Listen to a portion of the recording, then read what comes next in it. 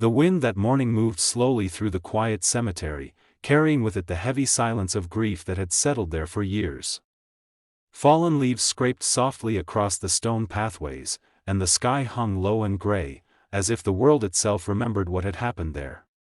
Standing alone beside a polished marble headstone was a man who owned half the city, a man feared in boardrooms, respected in business empires, and envied by millions. Yet in that moment, none of his wealth mattered. Because the name carved into the stone in front of him belonged to the only person he had ever truly loved, his son, Victor Harrington, the billionaire known across the country for building a financial empire from nothing, stared at the grave as if willing time itself to rewind. The inscription read, "Daniel Harrington, beloved son, forever in our hearts." Daniel had died 3 years earlier in what everyone called a tragic accident.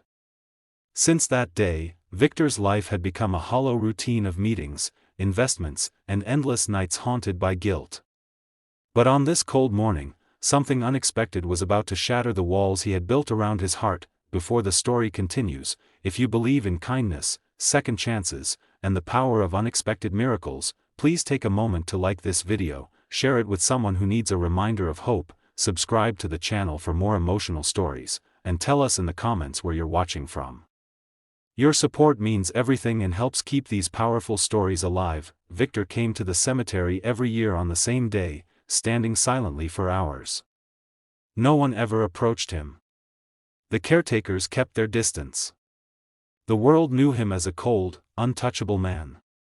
But that morning, as he stepped through the iron gates and walked the familiar path toward Daniel's grave, he noticed something strange. 2 small figures were kneeling in the grass beside the headstone. At first he assumed they were children of visitors who had wandered away. But as he came closer, he realized they were twin girls, maybe 8 or 9 years old, with identical dark hair tied into simple braids. Their clothes were worn but clean, and their tiny hands were clasped tightly together as they prayed quietly. Victor stopped walking. No one ever visited Daniel's grave except him. The girls didn't notice him standing there. Their eyes were closed, their heads bowed with a seriousness that seemed far too heavy for children so young. Victor felt a flicker of confusion. He had built walls around his emotions, but something about the scene stirred a strange discomfort in his chest. For a few moments he simply watched, then one of the girls reached forward and carefully placed a small wildflower on the grave. It wasn't a bouquet from a florist. It was a single yellow flower, probably picked from somewhere outside the cemetery fence. Victor finally spoke, his deep voice breaking the quiet air. He asked them what they were doing there. Both girls looked up at the same time, their eyes were wide but calm, as if they had expected someone to arrive. Neither seemed afraid of the tall stranger in the expensive coat standing before them. The older of the twins slowly stood up, and what she said next made Victor Harrington's entire world begin to tilt. She said they came every week to pray for their father. Victor frowned slightly.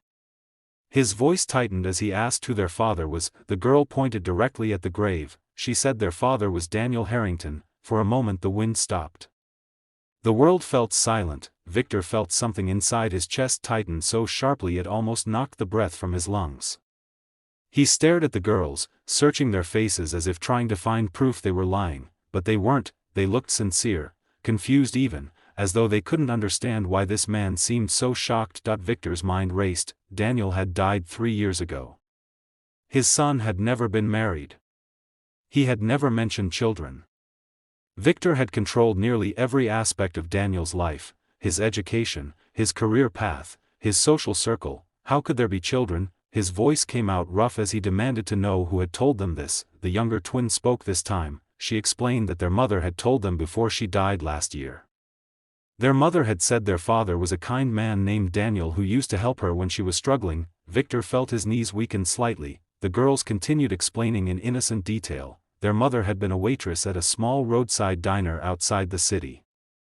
Years ago, Daniel had been driving through the area and stopped there during a rainstorm.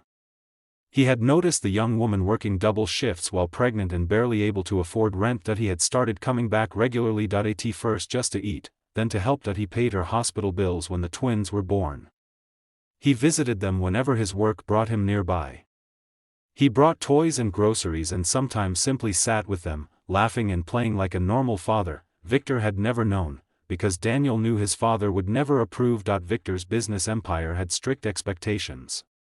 Relationships with poor waitresses and secret families did not fit the Harrington legacy. The girls explained that Daniel promised he would one day bring them to meet their grandfather when the time was right, but that day never came, because Daniel died before he could keep his promise. The words hit Victor like a storm crashing against stone walls. His chest tightened. His breathing became shallow. He suddenly felt dizzy as the truth began to sink in. His son, the son he believed he knew completely, had lived an entire life Victor never saw. A life filled with kindness. A life filled with love. A life Victor's cold expectations had forced him to hide. Victor staggered backward. The weight of regret, grief, and shock crashed through him all at once, and then the powerful billionaire collapsed to his knees beside the grave. Tears, something Victor Harrington had not allowed himself in years, finally broke free.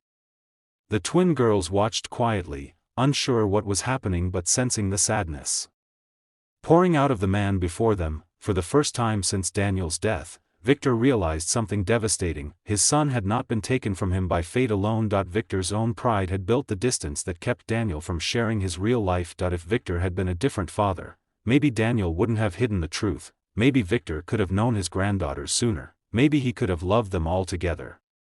The girls gently placed their small hands on Victor's arm. They didn't understand everything, but they understood sadness, and in that moment, the most powerful man in the city cried like a broken father who had finally seen the truth too late. Weeks passed. Victor investigated the girl's story, expecting at some point to uncover a misunderstanding, but every detail proved true: hospital records, letters Daniel had written, photographs hidden in a small apartment where the twins had been living alone after their mother's death, photos of Daniel laughing with the girls in parks, teaching them to ride bicycles, holding them proudly in his arms. Victor looked at those pictures for hours. In them, Daniel looked happier than Victor had ever seen him. Slowly, something began to change inside the billionaire. He arranged for the twins to move into a beautiful home, not as charity, but as family. He personally took them to Daniel's grave and told them stories about their father.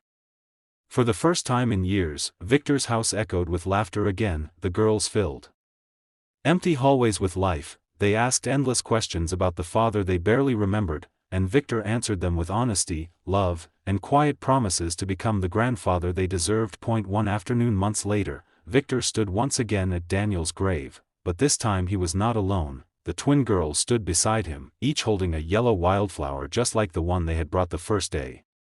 Victor placed his hand gently on the stone, and in a whisper carried by the wind, he thanked his son for teaching him the lesson wealth could never buy, that love, real love, is never about status, power, or pride. It's about the people we choose to protect, care for, and stand beside no matter where they come from. Before we reach the ending of this story, we have a special request for you.